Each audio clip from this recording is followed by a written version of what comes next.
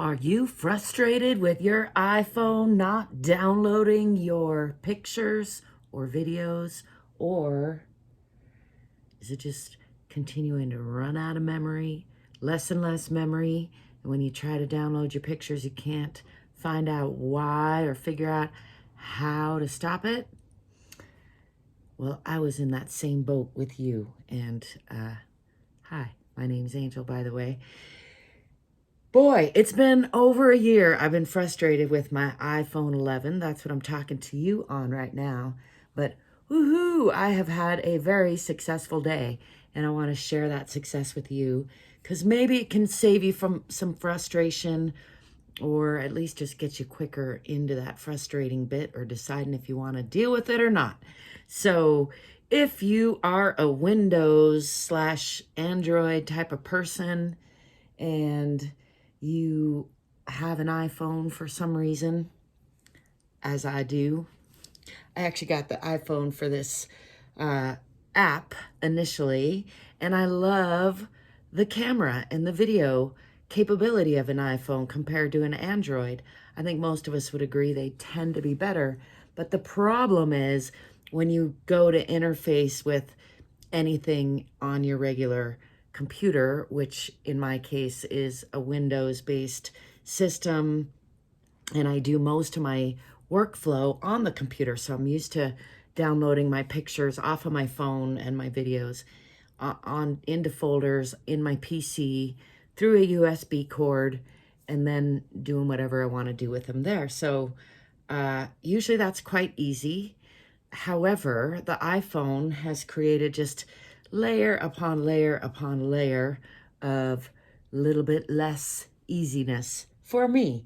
And one of the biggest factors that I just recently actually learned is that the iPhone will not download anything bigger than 4 gigabytes onto a Windows PC normally. So what was happening is ever since last year, the first time that I made a video that was over 4 gigabytes, which I think is somewhere pushing around that 20-minute mark, going over that created a video that would not show up when I downloaded my pictures, and then created an extra folder where it would stay. And I noticed that my phone was creating extra folders every time I was going in there, but I didn't really put it together because these videos were not showing up in those folders, what was happening. And I did also notice that it seemed to be running out of storage and memory faster, and it was slow at first, although I did discover that there was a 12.2 gigabyte video that I recorded in October of last year. It's October 2023 now. And just about a year ago, I recorded a very long video of me and my bandmates playing a show. And so, there wasn't any option to press stop and restart as I normally do try to break up the videos because I found them easier to manage.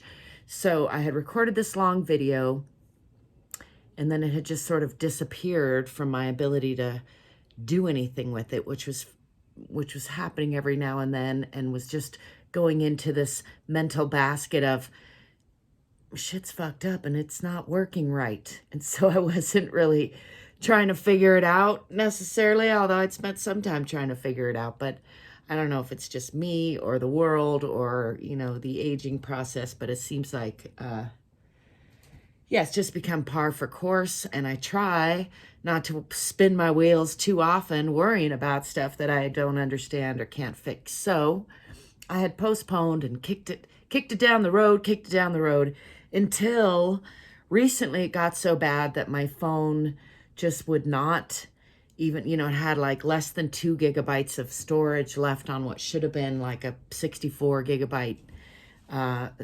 space. And I had recently had another show that I recorded, and again, like 2 40-minute videos, which are over 4 gigabytes, and it just was not letting me download those. I could see them on my phone, and when I try to I tried uploading them directly to YouTube, I tried uploading them directly to Facebook, I tried anything I could think of, and I could not figure out how to get them off the phone. And anytime I would plug the USB directly in, they just don't show up. So I finally recently decided, well, so part of that was folded in with, I had a really old computer with limitations, and that was also something I was running up against. So sometimes I would think, well, maybe it's a storage issue on the computer end or something weird like that. Recently, I got a new computer. Yay, me. Very, very cool, very big deal for me. It's been a long time coming. And so in celebrating that, trying to organize everything and get everything in working order and get a workflow again with my photos and my videos, I decided I was going to figure out how to get these videos off of this iPhone.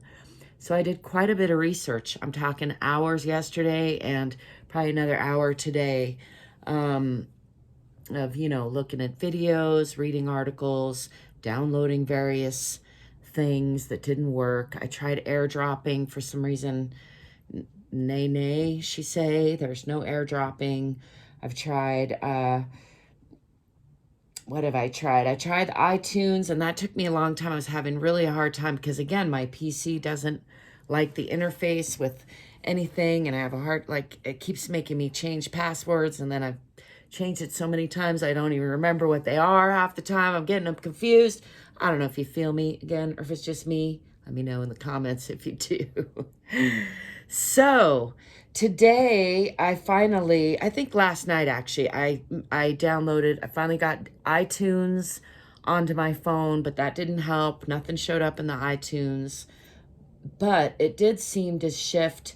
There was another program, and it shows up as it just says pictures, and shamefully I'm not remembering the name of it, but it's not the program I ended up using. But I do think that downloading that program may have helped unlock something on my phone, but here's the other thing I did. I erased almost every message. I just got down to the as bare bones as I could with everything else on there. Once I sort of put together that these videos were held up on there. I didn't know the thing about 4 gigs. I learned that in my research over the last couple days, and that makes sense. And indeed, all the ones that are held up were over 4 gigs. And so I'm not sure whether it was the downloading of these apps that unlocked something on my phone or my PC, or whether it was the unlocking of enough memory to start opening it up and getting it to work. And I kind of think it was both, which is why I'm mentioning it. But here's what happened after that, because it wasn't like I just found a magic button and then it solved it. What I had to do was, so I just spent the last like 3 hours, if not more, turning off and on my phone, plugging in and unplugging my phone, shutting it all the way down and on, and having it trip into that download photos to OneDrive, which it wasn't doing, but it started doing again. And I don't want it to go into OneDrive. And there is an option there where it will go in, let me pick the folder, but I found that to be convoluted and not helpful. And also, even there, the videos didn't all show up. They started showing up like 1 or 2 at a time. And so here was the process that I did. And I'll probably make a shorter video with just this process if I can spit it out. But the process that I ended up doing after I minimized everything as much as I could so that I had as much memory available to move things around. And after I downloaded an app and put iTunes on my computer, and I turned off my phone completely and then turned it back on and then plugged it in fresh, got it to trip into that automatic download. Here's why I think those programs had something to do with it, is that it no longer asks me for permission where I have to hit allow on the PC like it's always done. It stopped doing that.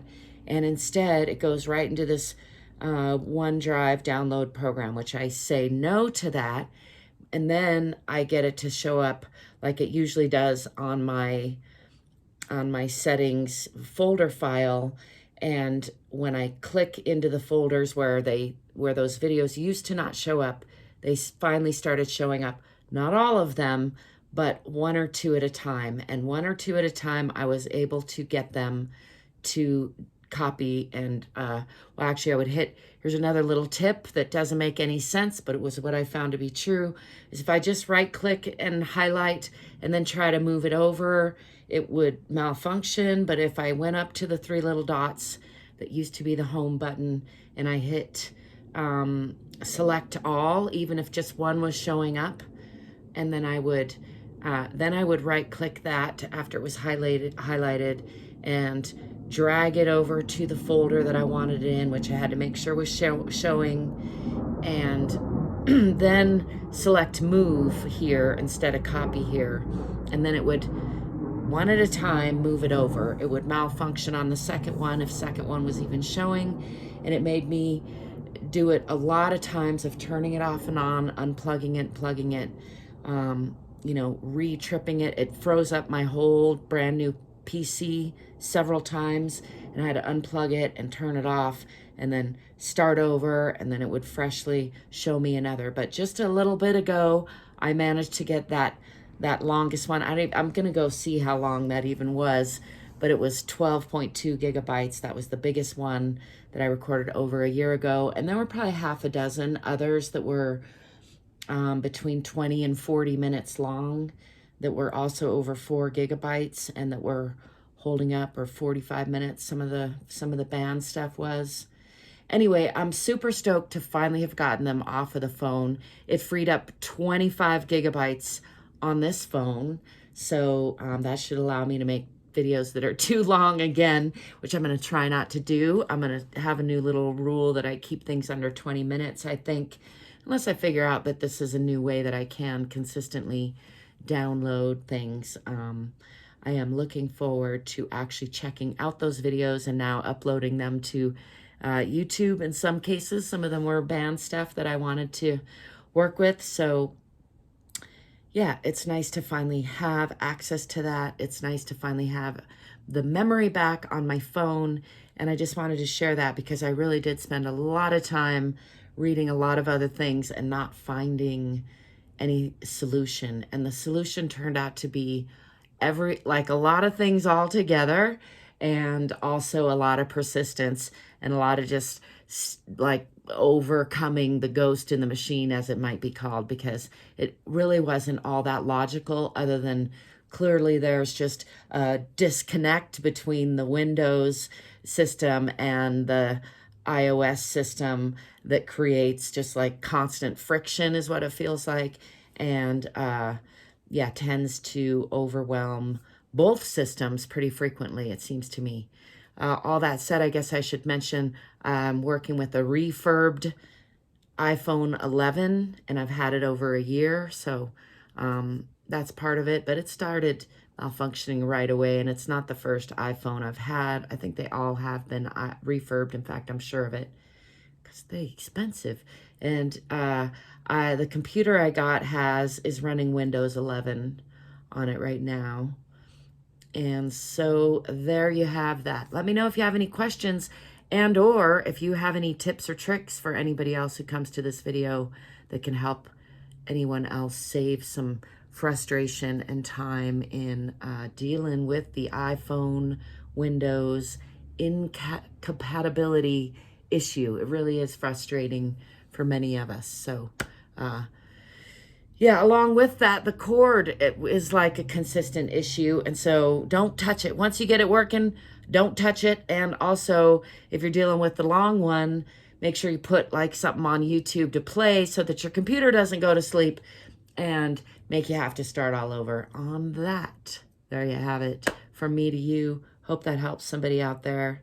Thanks for stopping by. Thanks for being you. Thanks for letting me be me. Give me a thumbs up, subscribe, check out the description if you want to find ways of connecting with me and supporting me. And as always, stay curious, stay courageous, and stay free. Ciao for now.